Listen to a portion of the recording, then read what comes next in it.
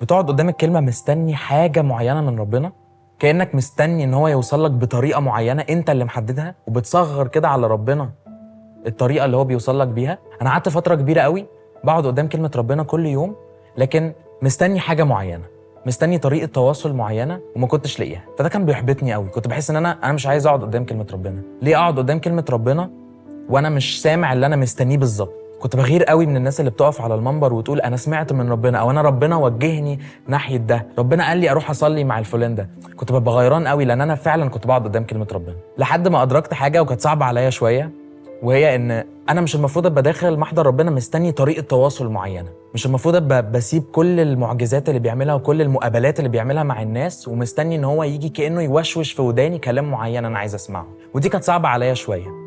اشجعك لو انت بتعدي بوقت انك حاسس انك بتقعد قدام كلمه ربنا ومش لاقي اللي انت بتدور عليه بالظبط، انك فعلا تصلي وتقول له يا رب اوصل لي بالطريقه اللي انت عايز توصل لي بيها، اوصل لي وقول لي الكلام اللي انت عايزه ليا ولحياتي، وجهني صح عشان اعيش فعلا حياه حقيقيه معاك.